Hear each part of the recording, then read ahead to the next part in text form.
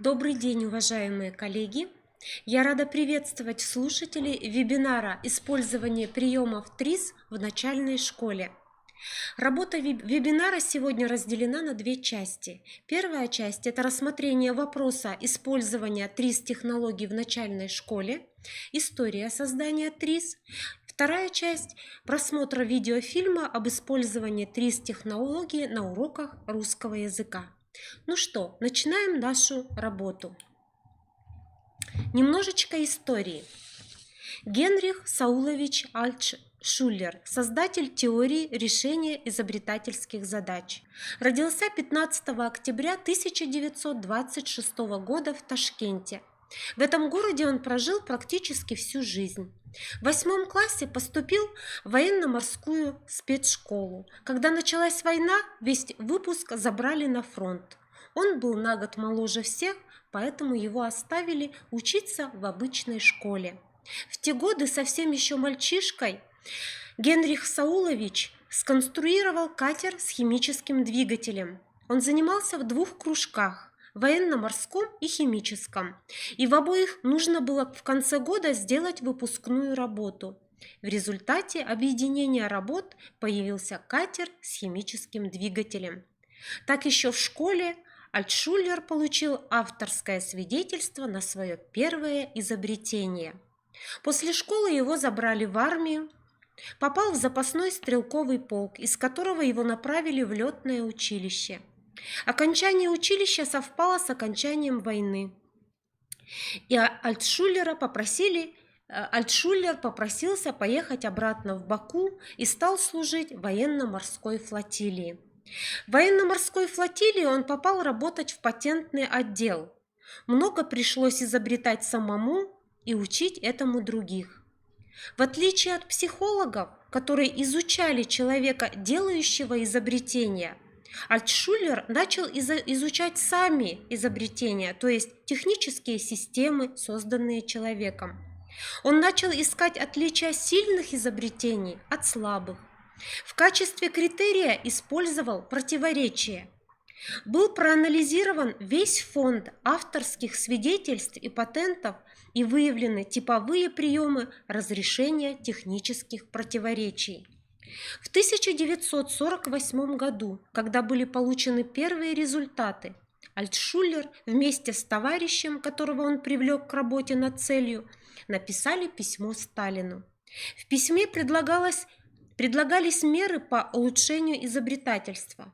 В первую очередь путем обучения изобретателей новым приемам изобретательства. В конце письма сообщалось, что создана методика, позволяющая решать изобретательские задачи. Этой методике необходимо было обучать. Ответом на письмо был арест, вздорные обвинения, пытки и приговор – 25 лет лагерей.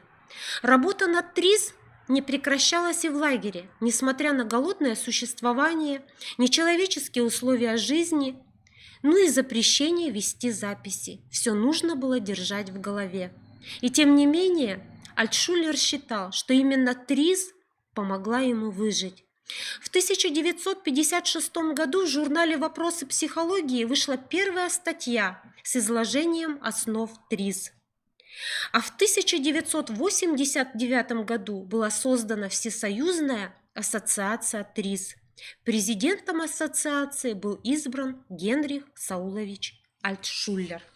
Ну что же, какие же основные функции и области применения ТРИС? Какая из функций ТРИС в большей мере применяется в педагогике?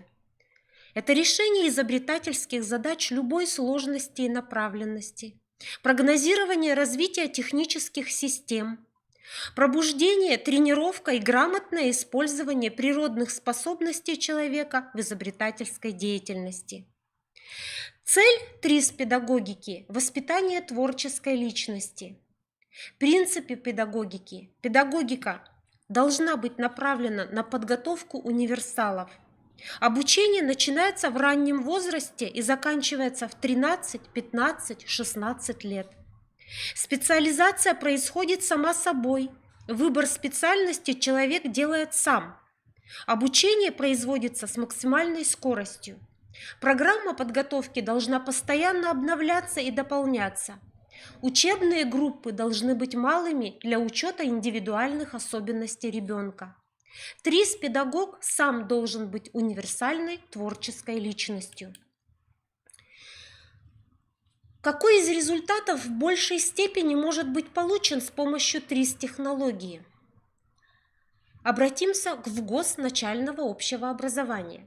Метапредметные результаты освоения основной образовательной программы начального общего образования должны отражать овладение способностью принимать и сохранять цели и задачи учебной деятельности, поиска средств ее осуществления, освоение способов решения проблем творческого и поискового характера, формирование умения планировать, контролировать и оценивать учебные действия в соответствии с поставленной задачей и условиями ее реализации, определять наиболее эффективные способы достижения.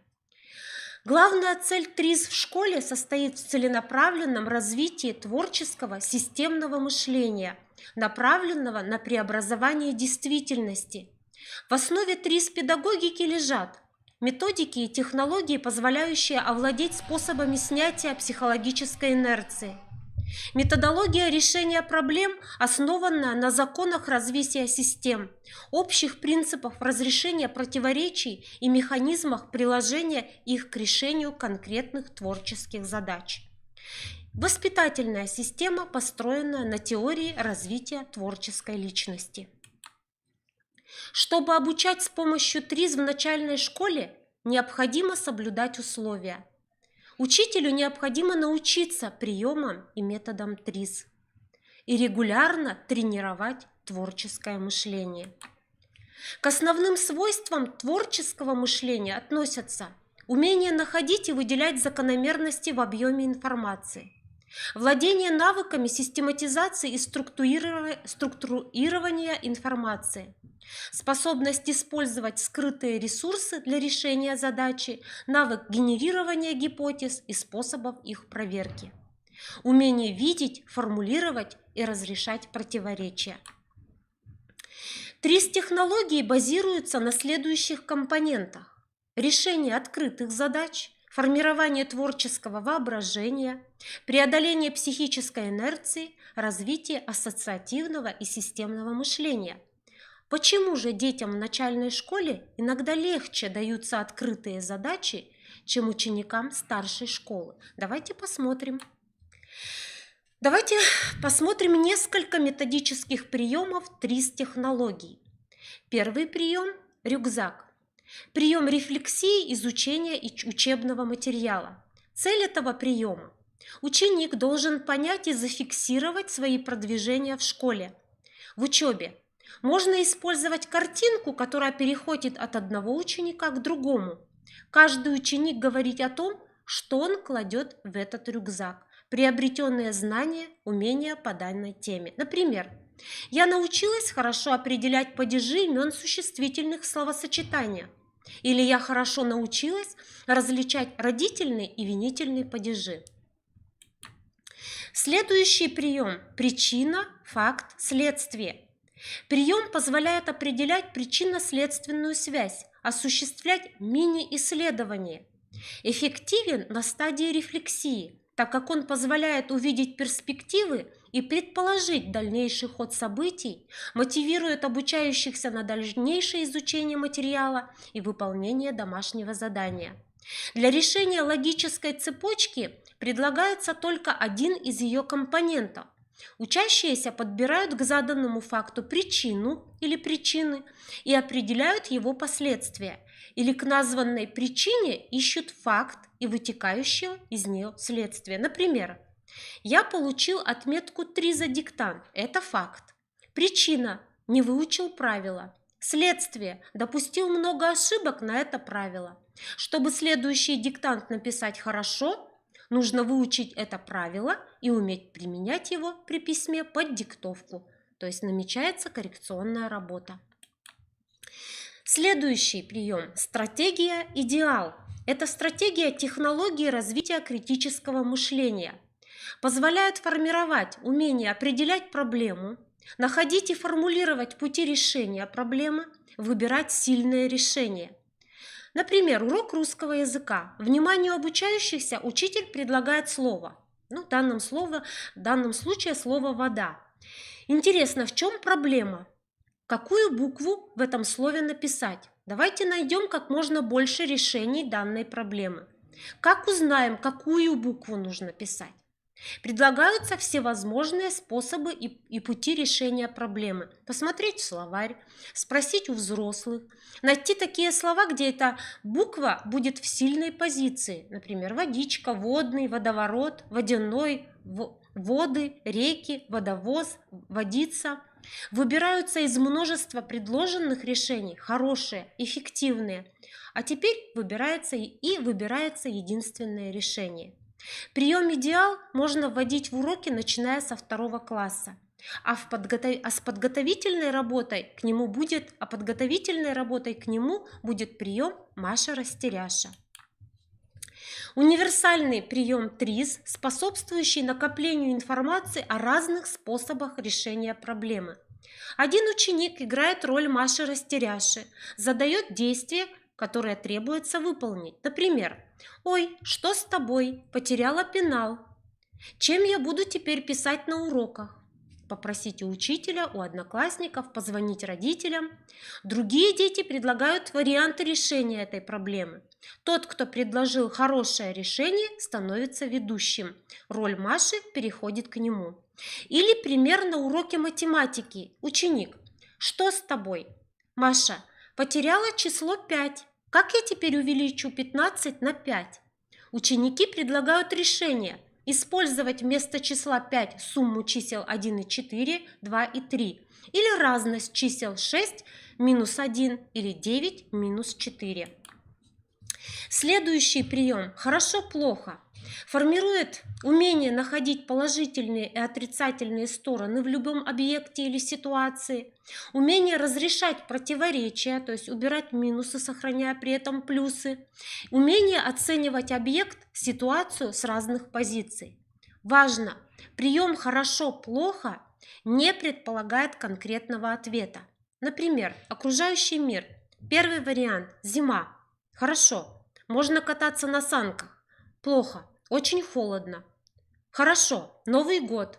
Плохо. Рано темнеет. Или второй вариант. Учитель предлагает ситуацию. Весна. Идет дождь.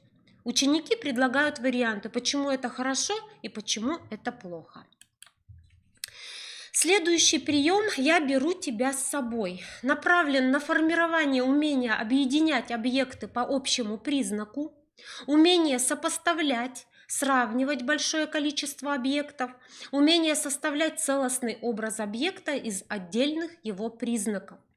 Например, на уроке русского языка распределить глаголы по группам. Названия групп уже даны. Первый ряд – глаголы прошедшего времени, второй ряд – глаголы настоящего времени и третий ряд – глаголы будущего времени. Ребенок задает вопрос, по вопросу определяет и говорит: «Я беру тебя с собой» или «Я не беру тебя с собой». Еще один прием – отсроченная отгадка. Формирует умение анализировать и сопоставлять факты, определять противоречия, находить решения имеющимися ресурсами. Например, русский язык. Слова с несколькими значениями. На доске перечислены слова «ножка», «листок», «хвост». Что общего между ними? Еще один прием называется «цветные поля». Прием интерактивного обучения используется с целью создания психологически комфортной обстановки на уроке. Ученик, выполняя письменную проверочную работу, отчеркивает поля цветными карандашами. Каждый цвет имеет свое значение, но каждый раз это обращение к учителю. Красные поля. Проверьте, пожалуйста, все и исправьте все ошибки.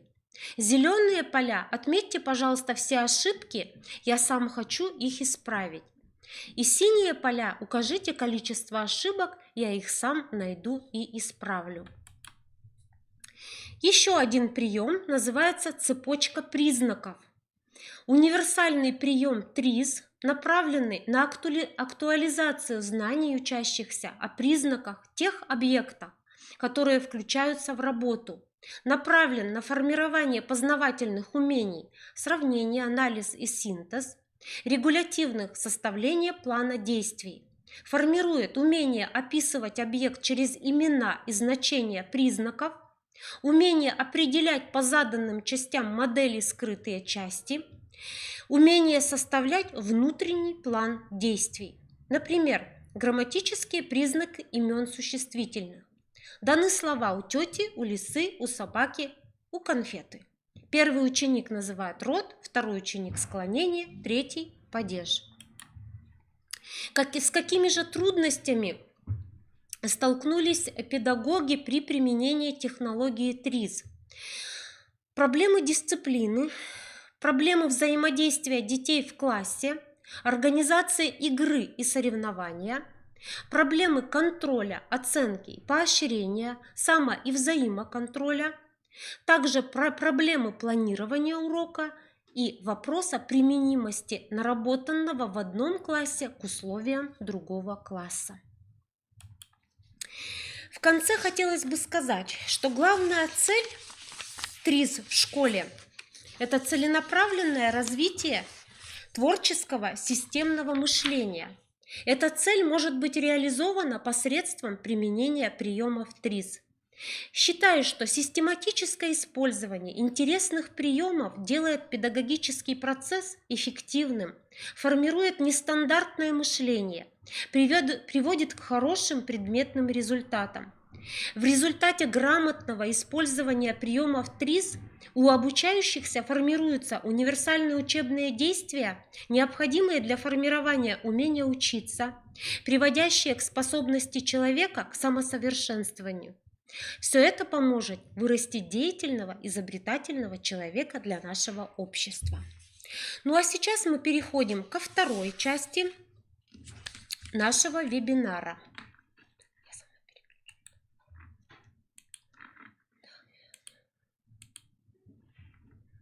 Использование элементов технологии теории решения изобретательских задач для активизации познавательной деятельности учащихся начальных классов на уроках русского языка. Психолого-педагогические условия, способствующие активизации познавательной деятельности. Активизация познавательной деятельности учащихся была и остается одной из вечных проблем педагогики. Все большее значение в жизни приобретают коммуникативные умения, способность к моделированию ситуаций, приобретению опыта ведения диалога, дискуссий, приобщению к творческой деятельности. В то же время наблюдается снижение интереса к учебе, интеллектуальная пассивность. Русский язык – один из самых трудных школьных предметов. Несмотря на то, что знание родного языка дается ребенку с детства, это сложная дисциплина, требующая большого труда. Главная задача обучения русскому языку – развивать школьника как личность, умеющую полноценно владеть устной и письменной речью, ведь с русским языком можно творить чудеса. Нет ничего такого в нашем сознании, что нельзя было бы передать русским языком. Поэтому с первых уроков нужно стараться воспитывать у детей интерес к предмету и прививать любовь к русскому языку. Современное обучение должно проводиться таким образом, чтобы у учащихся пробуждался интерес к знаниям, возрастала потребность в более полном и глубоком их усвоении, развивалась инициатива и самостоятельность в работе. В процессе обучения учащиеся должны не только овладевать знаниями, умениями и навыками, но и развивать свои познавательные способности и творческие силы. Для этого необходимо, чтобы в школе особое место занимало использование таких технологий, которые обеспечивают активное участие в уроке каждого ученика, повышают авторитет знаний и индивидуальную ответственность школьников за результаты учебного труда. Одной из таких технологий является технология ТРИЗ – теория решения изобретательских задач. На уроках с использованием ТРИС знания, умения и навыки не транслируются от учителя к детям, а формируются в результате самостоятельной работы с информацией. Одной из главных задач в организации учебной деятельности является создание таких условий, при которых у учащихся начальных классов будет формироваться потребность в реализации творческого потенциала. Добиться повышения мотивации и активизации познавательной деятельности учащихся начальных классов на уроках русского языка можно через использование элементов технологии теории решения изобретательских задач. Познавательная деятельность включает в себя единство чувственного восприятия, творческого мышления и практической деятельности. Она осуществляется на каждом жизненном шагу, во всех видах деятельности и социальных взаимоотношений учащихся, а также путем выполнения различных предметно-практических действий в учебном процессе. Активность как самостоятельной, так и коллективной деятельности учащихся возможна лишь при наличии стимулов. Поэтому в числе принципов активизации познавательной деятельности особое место отводится мотивации учебно-познавательной деятельности. Главным в начале активной деятельности должно быть не принуждение, а желание учащегося решить проблему, познать что-либо, доказать, оспорить. Психологические особенности младших школьников, их природная любознательность, отзывчивость, особая расположенность к усвоению нового, готовность принимать все, что дает учитель, создают благоприятные условия для развития познавательной деятельности. Проблема активизации познавательной деятельности стояла перед педагогами всегда. Еще Сократ учил своих слушателей умению логически мыслить, искать истину, размышляя. Жан-Жак Руссо, для того чтобы ученик захотел узнать и найти новое знание, создавал для него специальные ситуации, вынуждающие к познавательному поиску. Песталоцци, Дистервик и другие педагоги учили так, чтобы школьник не только получал, но и искал знания. Однако в полной мере эта проблема получила разработку в педагогике Дьюи и ученых XX века. Дьюи выступал с критикой словесной книжной школы, которая дает ребенку готовые знания, пренебрегая его способностями к деятельности и познанию. Он предлагал организовать обучение так, чтобы учитель активизировал деятельность детей, в ходе которой они решали бы возникающие у них проблемы и получали необходимые им знания, учились ставить задачи, находить решения, применять полученные знания. По данной проблеме можно познакомиться со многими научными трудами и методическими разработками Щукина, Казакова, Кулыгина, Хижнякова, Окунева. Целостную систему обучения и воспитания, базирующуюся на возбуждении познавательного интереса школьников, на организацию их совместной заинтересованной деятельности с педагогом, разрабатывал Аманашвили. «Школы, — писал Пиаже, — должны готовить людей, которые способны созидать новое, а не просто повторять то, что делали предшествующие поколения. Людей изобретательных, творческих, у которых критический и гибкий ум, и которые не принимают на веру все, что им предлагают». Многому можно научиться у педагогов-новаторов Никитина, Лысенковой, Аманашвили, Дьюи. Педагогический опыт Макаренко говорит о том, что когда ученик овладевает новыми формами поведения и деятельности, добивается ощутимого успеха в работе над собой, переживает радость, внутреннее удовлетворение, это укрепляет его уверенность в своих силах, побуждает к личному росту. Активизация учения есть прежде всего организация действий учащихся, направленных на осознание и разрешение конкретных учебных проблем. Активными методами обучения следует называть те, которые максимально повышают уровень познавательной активности школьников, побуждают их к старательному учению. ТРИС-педагогика как одна из технологий, способствующих активизации познавательной активности учащихся начальных классов. Сухомлинский писал: Учение не должно сводиться к беспрерывному накоплению знаний, к тренировке памяти. Хочется, чтобы дети были путешественниками, открывателями и творцами в этом мире. Для активизации познавательной деятельности учащихся, повышения их мотивации к учению, можно использовать элементы технологии, теории решения изобретательских задач. ТРИЗ-педагогика, как научное и педагогическое направление, сформировалась в Советском Союзе в конце 80-х годов. В ее основу была положена теория решения изобретательских задач, ТРИЗ, разработанная Генрихом Сауловичем Альтшуллером и его коллегами в 1946 году. Особенность ТРИЗ-педагогики заключается в том, что она предлагает алгоритмические методы формирования осознанного, управляемого, целенаправленного и эффективного процесса мыследеятельности, то есть работает на повышение культуры мышления, тем самым активизируя познавательную деятельность, повышая мотивацию к учению. Преимущества ТРИЗ заключаются в доступности и посильности, в возможности использования в любой системе обучения. ТРИЗ является инструментом для развития системного творческого мышления, фантазии, воображения, позволяет использование изученных алгоритмов в последующей работе в иных жизненных ситуациях.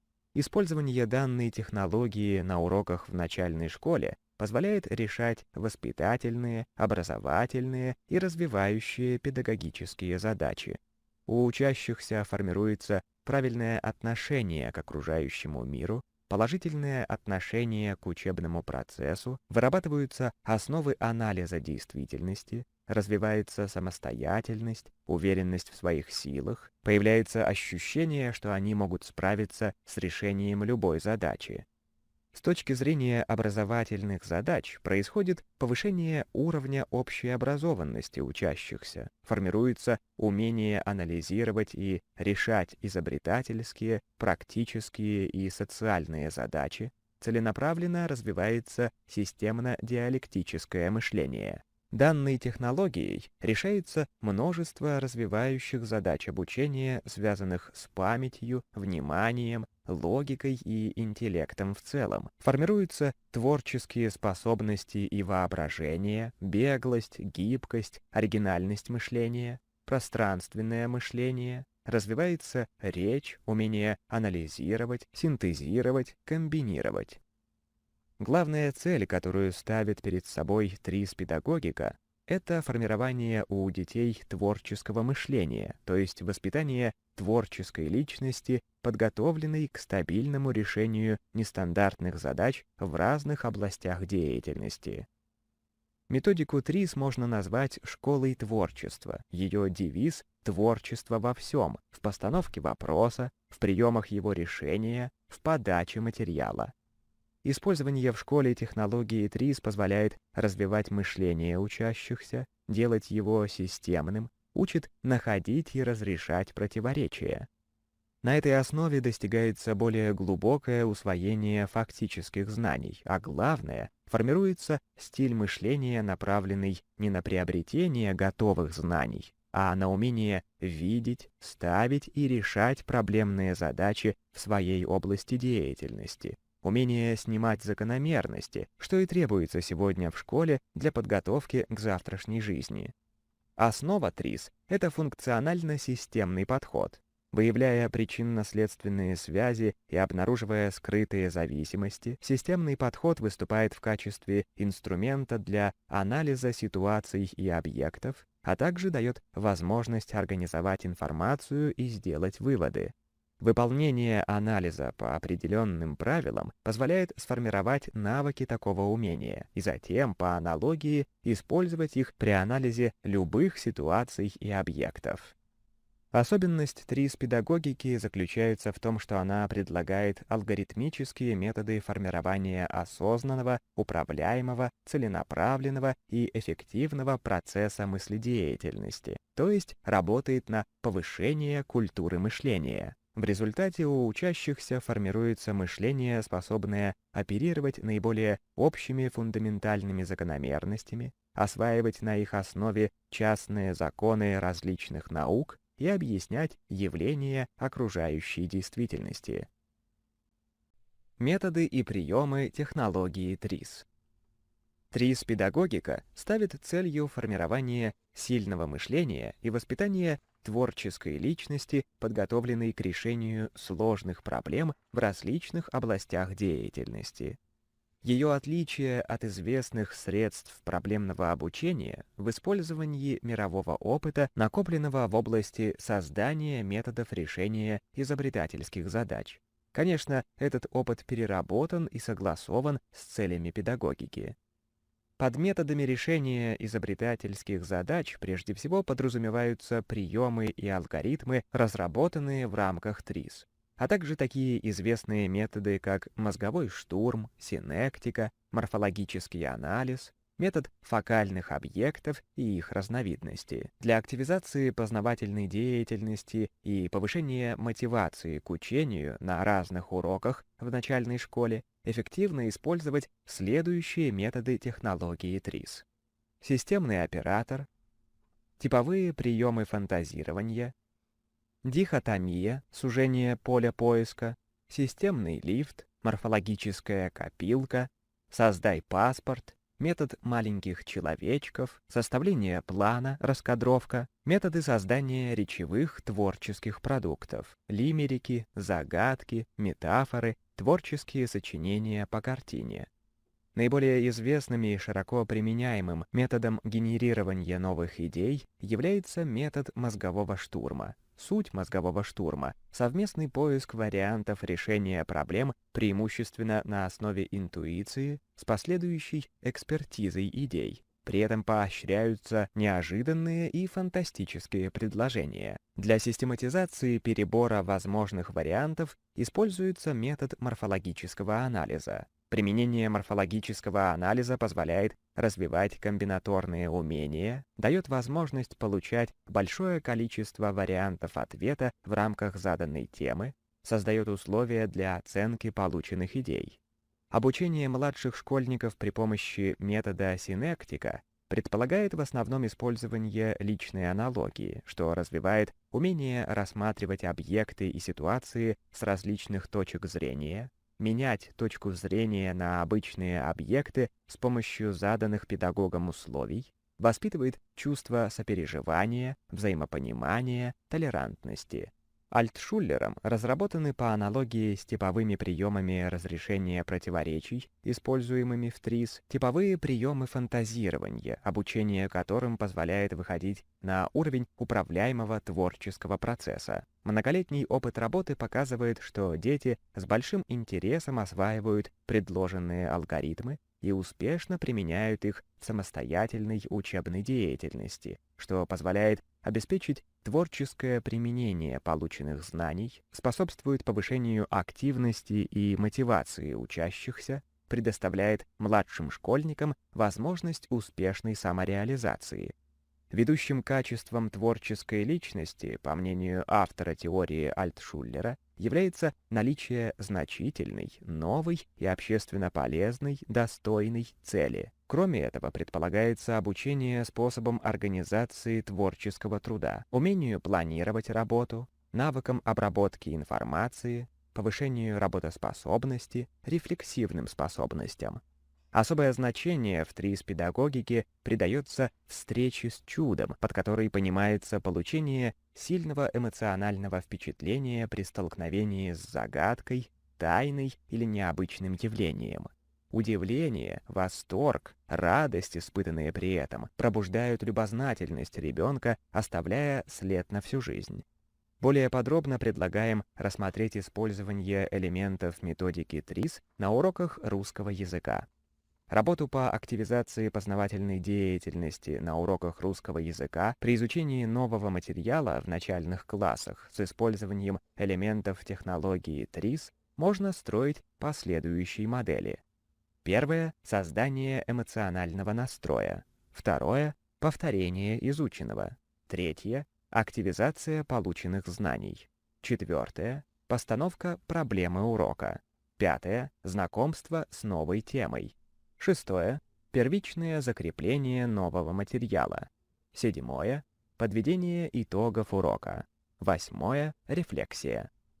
Для создания эмоционального настроя учащихся на уроке эффективно использование приема сужения поискового поля.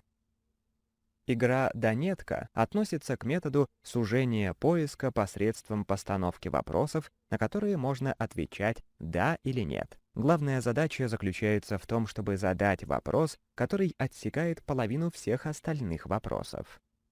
Учитель может отвечать лишь фразами «да», «нет», «нет информации», «не имеет значения». Игра развивает умение выделять различные признаки объектов, осуществлять классификации по различным основаниям, формирует умение систематизировать уже имеющуюся информацию, умение слушать и слышать друг друга. Использовать можно в разных областях знаний. Загадывать часть речи, часть слова, писателя, произведения, значение незнакомого слова. Комфортное начало урока способствует положительному эмоциональному настрою учащихся. Такое начало захватывает необычностью, яркостью, активизирует детскую познавательную потребность и активность. Каждый хочет угадать объект, который задумал учитель. Идет обмен репликами, вопрос одного ученика активизирует мысль другого, стимулирует активность. Например, при изучении правила правописания мягкого знака после шипящих, учитель загадывает слово, которое есть среди слов, записанных на доске. Отгадав его, учащиеся смогут узнать тему урока. Учитель помогает угадать слово, отвечая на вопросы, но отвечать он может только «да» или «нет». На доске записаны слова «беречь», «туч», «ключ», «ночь», «дочь», «задач», «свеч», «вещь», «лещ», «мышь», «карандаш», «молодежь», «багаж», «испечь», «стеречь». Возможные вопросы учащихся. О части речи, о наличии мягкого знака на конце слова, о числе существительного, о роде существительного, о количестве слогов в слове, о лексическом значении предполагаемого слова. Более подробно с содержанием уроков с применением этого приема можно ознакомиться в приложениях 1 и 2. При повторении изученного уместно применить еще один прием этой методики. Модель «Системный лифт» используется для рассмотрения частей изучаемого объекта и объекта как части другого, более крупного объекта. Системный лифт позволяет кататься вверх и вниз, влево и вправо. Например, звук, буква, слог, слово, предложение, текст, речь. Этот прием на этапе повторения, актуализации знаний позволяет учащимся не только вспомнить материал, но и сделать это в необычной форме. На этом же этапе урока можно использовать модель «элемент», имя признака, значение признака. Она помогает организовать деятельность по постановке проблемы. Модель «элемент», имя признака, значение признака эффективна для рассмотрения составных частей изучаемого явления и их значений, составления лексического значения слова, характеристики грамматических категорий частей речи. Элемент — это все, что мы рассматриваем, анализируем, изучаем. Любой элемент можно описать через признаки, вопросы и их значения, ответы. Модель «Создай паспорт» целесообразно использовать для систематизации, обобщения полученных знаний, для выделения существенных и несущественных признаков изучаемого явления, создания краткой характеристики изучаемого понятия, сравнения его с другими сходными понятиями. Это универсальный прием составления обобщенной характеристики изучаемого явления по определенному плану, может быть использован для создания характеристик частей речи, членов предложений, частей слова. Благодаря этой модели учащиеся составляют паспорт объекта, модель «элемент», имя признака, значение признака. «Я — часть речи интересная, миру широко известная, опишу любой предмет, в этом равных со мной нет. Речь со мною выразительна, и точна, и удивительна, чтоб красиво говорить, мною нужно дорожить». На этапе актуализации полученных знаний для привлечения внимания детей к новой орфограмме поможет работа с копилкой. Модель «Морфологическая копилка» применяется для создания информационной копилки и последующего построения определений при изучении лингвистических понятий. Модель служит для сбора и анализа информации по заданным признакам, выявления существенных и несущественных признаков изучаемого явления. Сбор частей слова для конструирования новых слов, приложение 3, сбор лексических значений многозначных слов, составление синонимических и антонимических рядов, копилка фразеологизмов и их значений, копилка слов, содержащих определенную орфограмму, копилка родственных слов. Наиболее эффективно копилку собирать за несколько уроков до изучения темы. Слова пишутся маркером на карточках крупными печатными буквами, которые затем вывешиваются для всеобщего ознакомления и проверки на соответствие заданию. Учащиеся проверяют, все ли слова подходят к заданной теме или орфограмме, проводится исследование копилки и повторяются изученные орфограммы. Проводятся игровые тренинги «Мои друзья», «Я беру тебя с собой», «Теремок», «Держи вора» или «Расселение». Игра «Расселение». Вам даны словосочетания. Распределите их на группы по какому-то признаку, например, по падежам. Работа с копилками дает хороший учебный результат. Задания на систематизацию слов помогают выделять характерные признаки орфограмм, подбирать проверочные слова, а это прямой путь к грамотному письму. Здесь ситуация «знает правило, но не применяет его при письме» исключается. На этапе постановки проблемы урока очень важно подвести учащихся к проблеме, связанной с неизвестной орфограммой. Для этой цели подходит тренинг расселения. Класс делится на группы из 5-6 человек. У каждого задание «расселите», а мы угадаем признак. Каждая группа объединяет слова из копилки своим способом. Затем группа представляет свою работу классу, а остальные угадывают, по какому признаку классифицированы слова. Необходимо акцентировать внимание учащихся на расселении слов по изученным орфограммам. Как правило, выявляется группа слов, которая не подходит под признаки изученных орфограмм. Налицо проблема, которую необходимо решить на уроке. Отсюда постановка целей и задач урока. Еще одним методом технологии ТРИЗ является модель «Системный оператор» или многоэкранная схема талантливого мышления. Использование в полной мере всех шагов системного оператора позволяет не только систематизировать представление детей о каком-либо объекте, но и научить ребенка делать прогнозы развития систем на доступном для его возраста уровне. В зависимости от цели можно задействовать не все 9 экранов. Если мы рассмотрим что-то, это что-то для чего-то, объект и его функция, первый экран.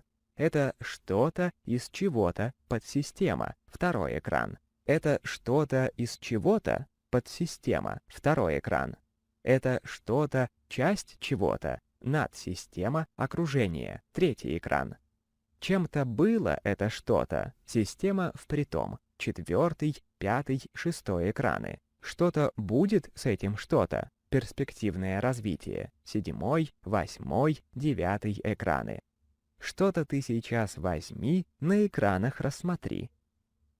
Это универсальный прием составления обобщенной характеристики изучаемого явления по определенному плану. Его можно использовать для систематизации знаний учащихся на уроках систематизации и обобщения знаний, для создания характеристик частей речи, членов предложений, частей слова, приложение 1.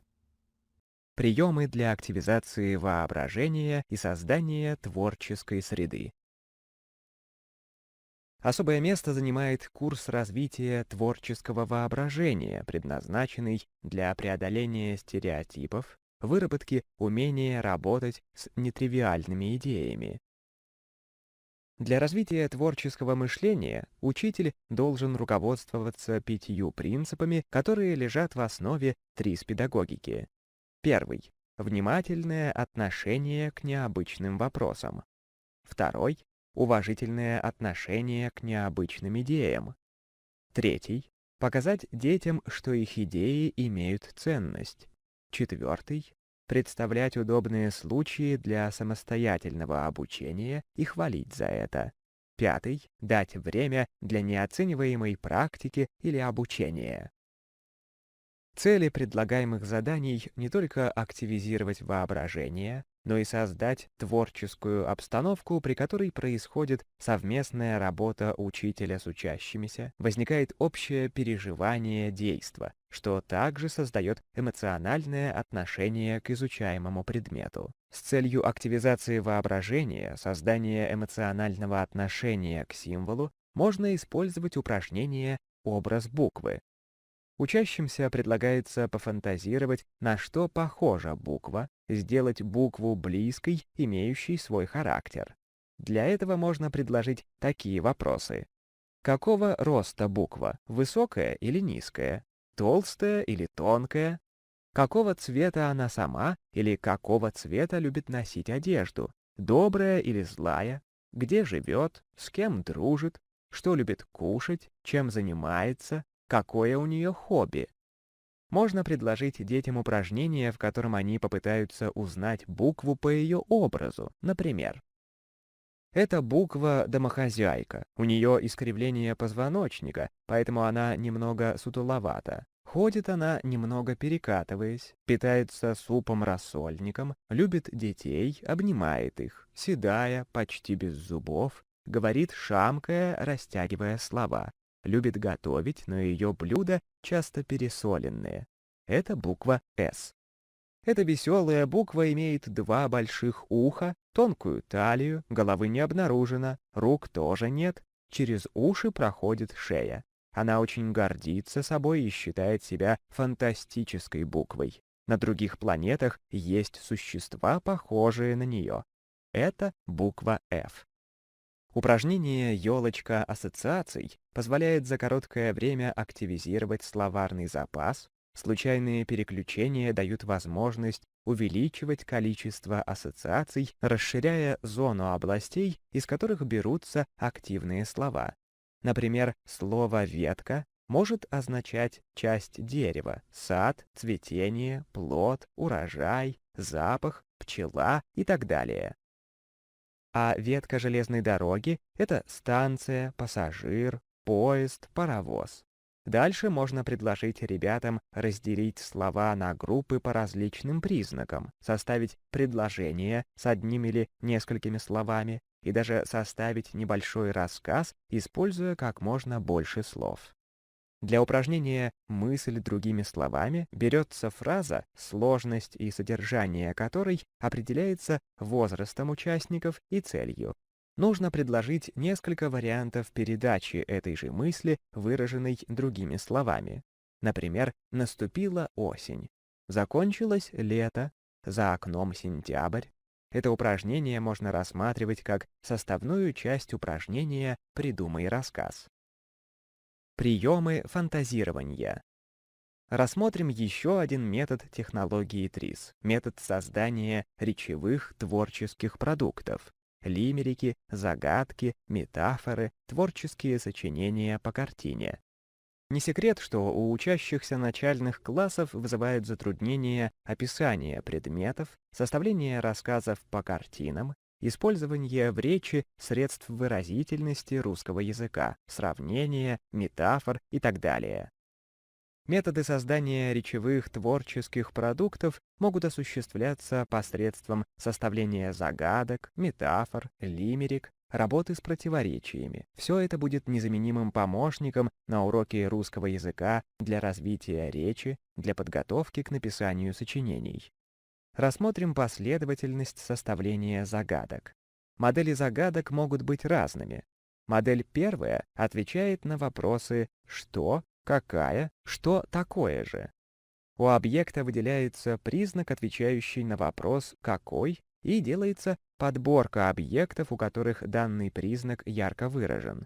После заполнения таблицы вставляем между правыми и левыми столбцами «как» или «но не». Например, какая? Нарядная, сверкающая, привлекающая внимание, нарядная, как барышня. Кто такая же? Барышня, звезда, модница. Сверкающая, как звезда, привлекающая внимание, но не модница. Ответ — новогодняя елка. Модель 2 использует вопросы «какой?», «что такое же?», «что делает?», «что делает так же?», «на что похож?». Блестящий, как начищенная монета, шипящий, как проснувшийся вулкан, круглый, как футбольный мяч, самовар. Пыхтит, как чайник, собирает, как хорошая хозяйка, семенит, как ребенок, который учится ходить, ежик. Как дом, но в него не войдешь, как ракета, но на ней не взлетишь, как парусник, но не поплывешь. Буква «Д». Обратимся к составлению метафор. Метафора создается путем переноса свойств одного объекта на другой и основана на скрытом сравнении. Метафоры — посланцы королевы красивой речи. Например, составим метафору про морковь. Работаем по алгоритму. Первое. Что? Морковь. Второе. Какая? Красивая. Третье. Кто такая же? Принцесса. Четвертое. Где? В огороде. Пятое. В каком? В веселом огороде. Шестое. Какого? Веселого огорода. Что получилось? Принцесса веселого огорода. Составим предложение. Оранжевая принцесса веселого огорода красовалась на солнышке. Еще один пример. Составим метафору про радугу. Работаем по алгоритму. Что? Радуга. Какая? Разноцветная. Что такое же? Цветочная поляна. Где? На небе. На каком? На синем небе. Какого? Синего неба.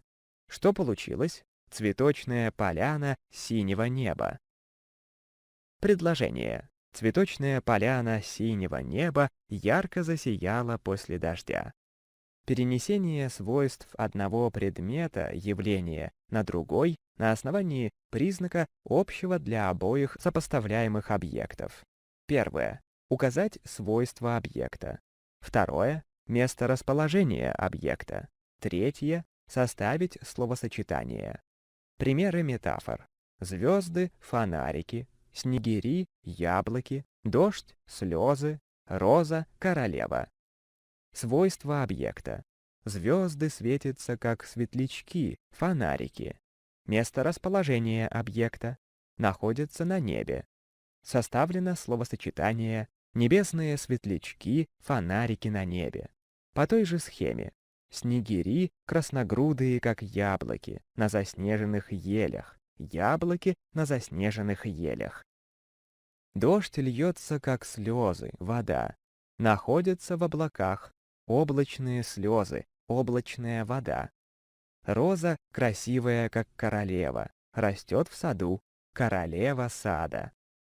Работа с противоречиями учит учащихся находить противоречивые свойства, работа с антонимами, и применять способы разрешения противоречий, а также учит оценивать полученные результаты и выбирать лучшее из конкретной ситуации.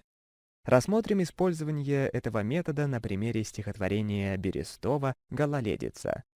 «Не идется и не едется, потому что гололедица, но зато отлично падается. Почему же никто не радуется?» Давайте рассмотрим ситуацию.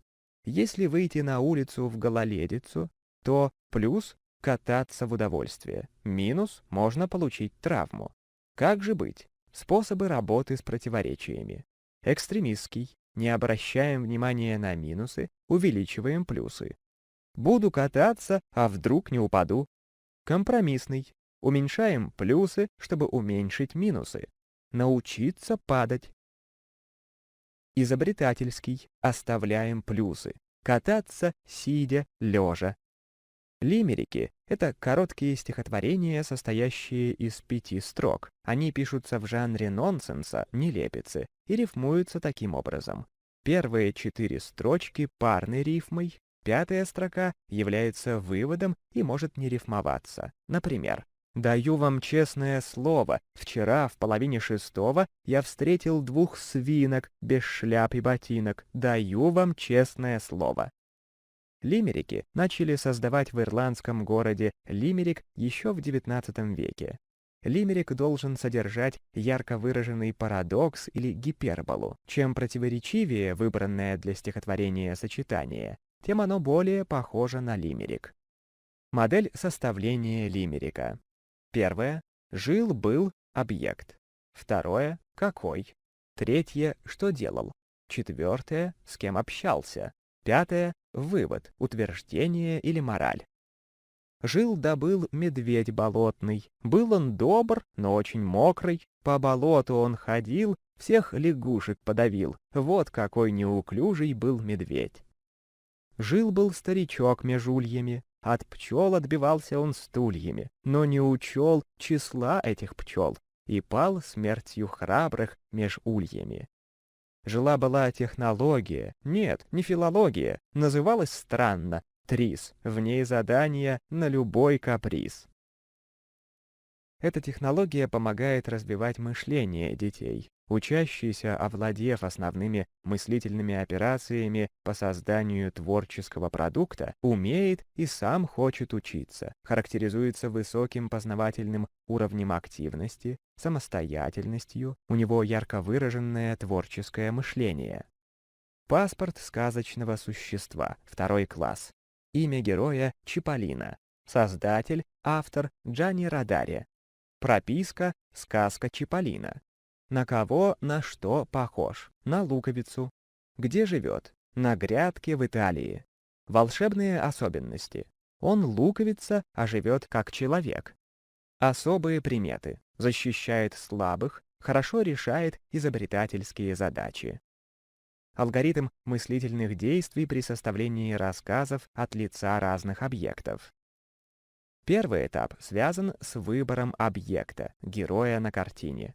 Я тот-то. Второй этап — попытка определения его эмоционального состояния, настроения. Третий этап — вхождение в образ героя. Четвертый этап — описание восприятия изображенного на картине от лица выбранного объекта с заданной эмоциональной характеристикой. Пятый этап — решение проблемных ситуаций, содержащихся в сюжете картины. Шестой этап — окончание рассказа, восстановление эмоционального равновесия героя. В качестве примера можно привести сочинение учащейся 3 класса «Винни-Пух». Я плюшевый мишка, меня положили в блестящий мешок Деда Мороза. Около меня много игрушек. Заводная машинка, железная дорога, кукла Кристина, курносая белка, любопытный Буратино. Дед Мороз спешит в детский сад улыбка. Он сидит в санях и машет рукой всем прохожим. Я слышу, как визжат восторженные дети. Мой нос чувствует запах елки и праздничного пирога. Лапой я задел заводную машинку, и колеса у нее быстро закрутились. Меня достали из мешка, и я увидел сверкающую елку, радостные лица людей. Достался я голубоглазой принцессе. Девочка обрадовалась и весело засмеялась. Она назвала меня Винни-Пухом. Погасли огни на елке. Принцесса пришла домой и поставила меня на полку к игрушкам. Я быстро подружился с ними. Как жаль, что праздник быстро кончился. Использование элементов технологии ТРИС по теме «Два спряжения глаголов» на уроке русского языка в 4 классе. Начинается изучение спряжения глагола, одна из самых трудных тем русского языка для четвероклассников. Можно начать традиционно. Тема урока — 2 спряжения глаголов, знакомство с 2 наборами окончаний. Но можно использовать методы и приемы технологии ТРИС для создания эмоционального настроя учащихся. Например, учитель говорит: «Загадан объект, который мы будем сегодня изучать на уроке русского языка. Угадайте его, задавая вопросы, на которые я могу отвечать «да» и «нет». Комфортное начало урока способствует положительному эмоциональному настрою учащихся. Такое начало захватывает необычностью, яркостью, активизирует детскую познавательную потребность и активность. Каждый хочет угадать объект, который задумал учитель. Идет обмен репликами. Вопрос одного ученика активизирует мысль другого, стимулирует активность. Это донетка, самый распространенный прием, который можно применять с первых уроков первого класса. Педагог загадывает нечто — число, объект, понятие. Школьники пытаются найти ответ, задавая вопросы. В результате происходит сужение поля поиска, и постепенно, самостоятельно ученики раскрывают секрет задумки.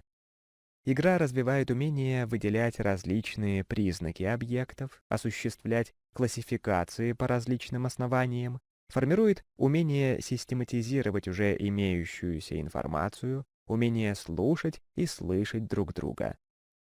Объект угадан — это глагол. Что дальше? Педагогика подсказывает, что нужно повторить все изученное о глаголе, обобщить и систематизировать учебный материал, определить границы своих знаний по теме. Для этого используется прием ТРИС-технологии, модель элемент, имя признака, значение признака.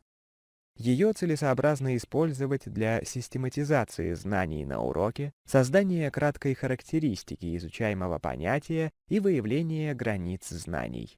Она помогает организовать деятельность по постановке проблемы. На уроках можно использовать такую модель.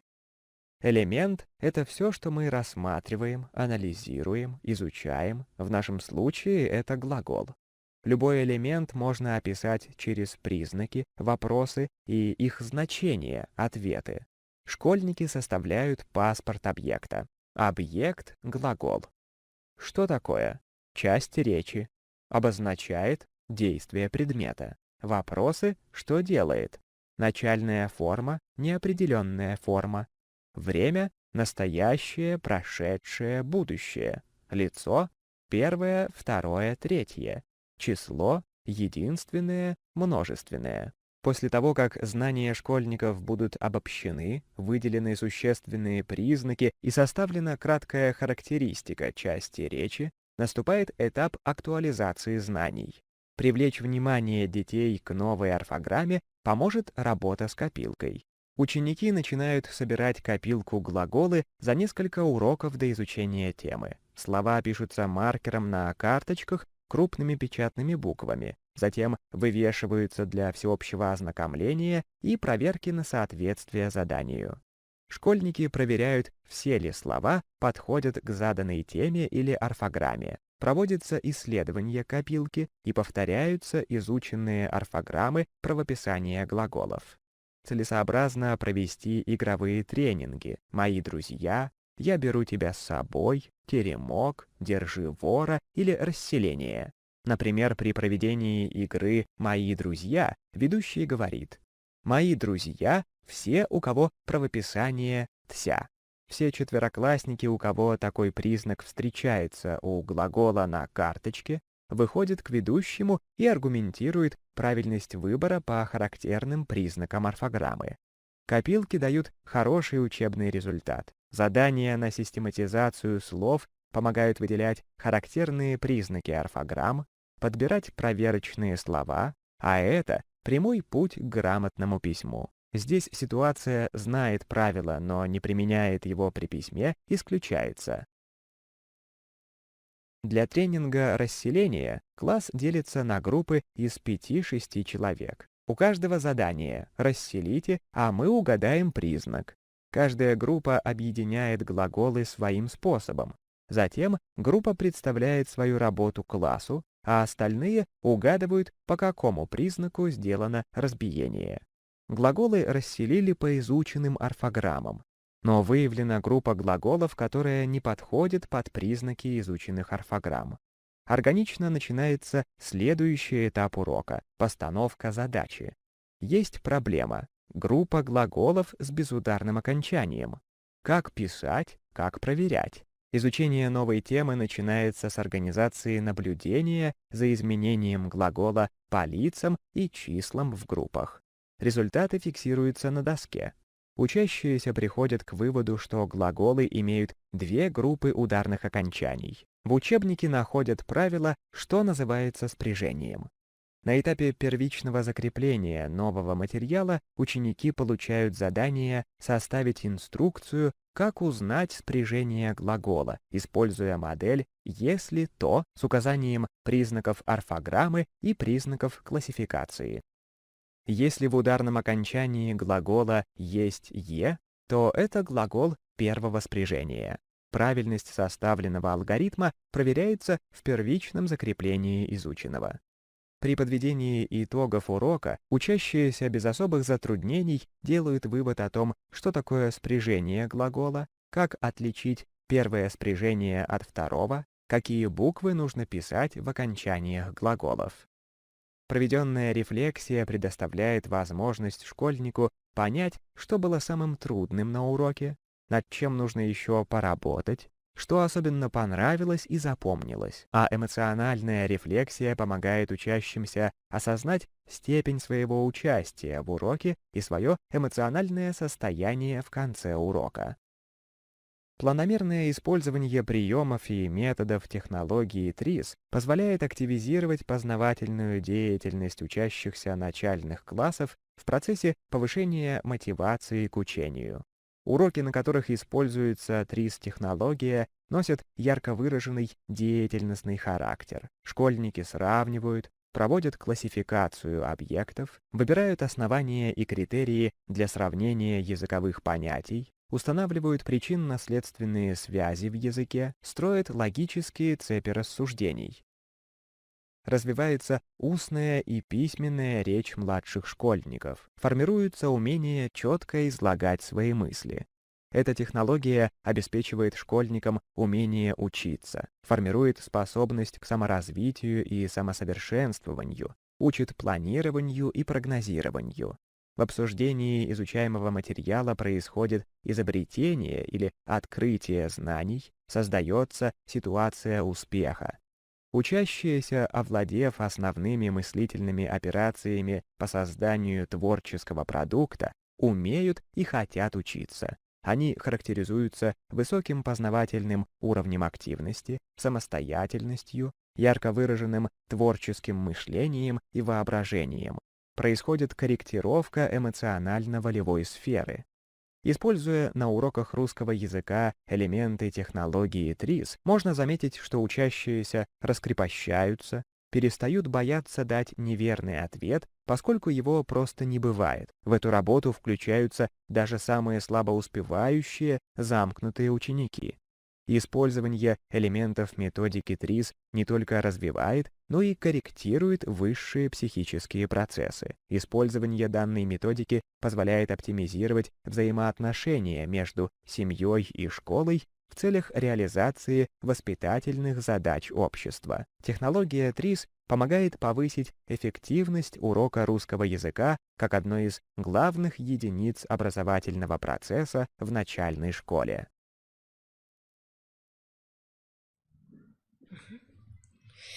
Уважаемые коллеги, подошел к завершению наш вебинар. Я благодарю вас за внимание. Знаю, что много педагогов дошкольных и образовательных организаций школ нашей республики используют в своей работе ТРИС-технологии. Цель сегодняшнего вебинара, чтобы таких учителей стало больше. Я надеюсь, что в скором времени мы с вами встретимся на очном семинаре, и уже учителя практики покажут свой опыт работы с ТРИС-технологиями. Спасибо за внимание. До свидания.